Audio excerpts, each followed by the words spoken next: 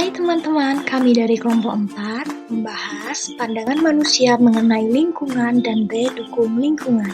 So, stay tuned and keep on watching. Perkenalkan, ini anggota kelompok kami. Ada Alkomar, Elma, Zaura, dan Isti. Hai.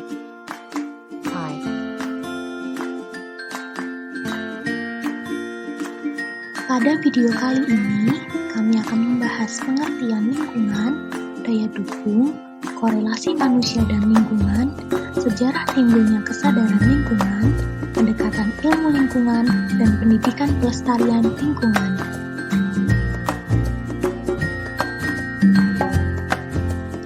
Nah, sebenarnya, apa sih pengertian dan fungsi lingkungan?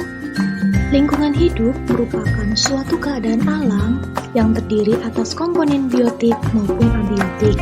Komponen biotik merupakan komponen lingkungan yang terdiri atas makhluk hidup, sedangkan komponen abiotik merupakan benda-benda mati yang membantu makhluk hidup untuk bertahan hidup.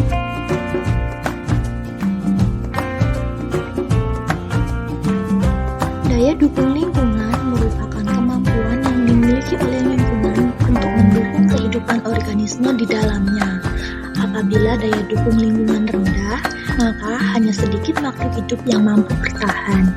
Jumlah organisme yang kehidupannya dapat didukung oleh daya dukung lingkungan tanpa adanya kerusakan dan terjadi keseimbangan, maka hal tersebut dapat dikatakan jumlah organisme yang hidup sesuai dengan daya dukung lingkungan hidup yang ada.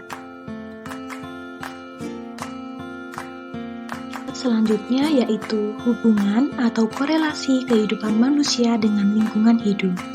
Hubungan manusia dan lingkungan bekerja melalui dua cara. Pada satu sisi, manusia dipengaruhi oleh lingkungan, tetapi pada sisi lain, manusia memiliki kemampuan untuk mengubah lingkungan.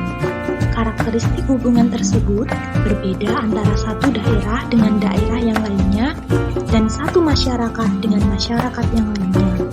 Pada daerah yang masyarakatnya memiliki tingkat peradaban yang lebih maju, manusia cenderung dominan, sehingga lingkungannya telah banyak berubah dari lingkungan alam menjadi lingkungan binaan hasil karya manusia.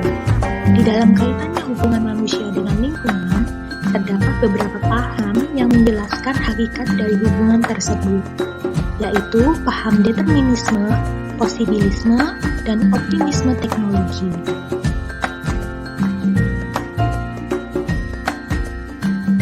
Selanjutnya kita akan membahas sejarah timbulnya kesadaran lingkungan hidup.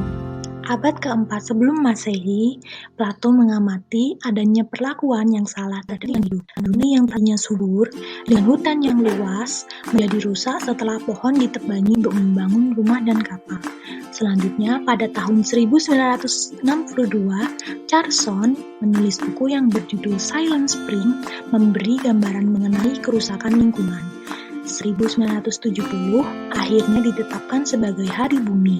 Kemudian muncullah konferensi Stockholm 1972 sebagai awal adanya kesadaran lingkungan. Selanjutnya pada tahun 1992 konferensi tingkat tinggi di Rio de Janeiro yang dikenal dengan sebutan Earth Summit berisi program aksi dan menyebut adanya cara-cara baru dalam melaksanakan pembangunan. Pada tanggal 26 Agustus sampai 4 September 2002 diadakannya KTT di Rio Johannesburg, Afrika Selatan, yaitu World Summit on Sustainable Development. Hasil utamanya terdiri dari dua dokumen, yaitu deklarasi politik dan rencana implementasi.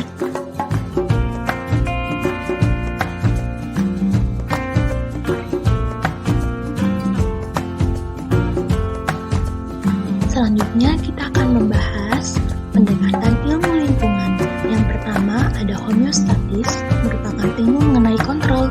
Contohnya, pengaturan suhu di suatu ruangan. Yang kedua ada energi, dapat diartikan sebagai kemampuan untuk melakukan pekerjaan yang dapat berupa gerakan, mulai dari gerakan mobil, pertumbuhan tanaman, dan sebagainya.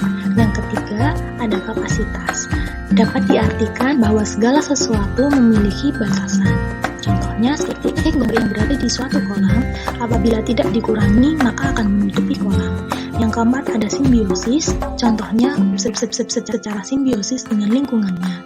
Yang kelima ada sistem, dapat dibagi menjadi dua, yaitu terbuka dan tertutup.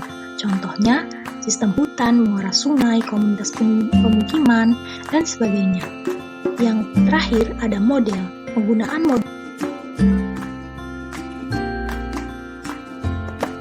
Pembahasan yang terakhir yaitu pendidikan pelestarian lingkungan dapat dilakukan sebagai berikut. Yang pertama, kegiatan rutin, yaitu kegiatan yang dilakukan secara terus-menerus, contohnya menyiram atau merawat bunga. Yang kedua, ada kegiatan spontan, yaitu dilakukan secara spontan pada waktu kejadian tertentu. Misalnya, ketika ada sampah yang tercecer, siswa langsung mengambilnya dan membuang ke tempat sampah. Yang ketiga, keteladanan, yaitu sikap guru dan orang tua yang bisa dicontoh oleh siswa. Yang keempat, pengkondisian, yaitu menciptakan kondisi yang mendukung, misalnya dengan cara mengajak siswa untuk berdiskusi pada lingkungan terbuka. Nah, demikian pembahasan dari kelompok 4. Terima kasih teman-teman yang sudah menonton, and see you later.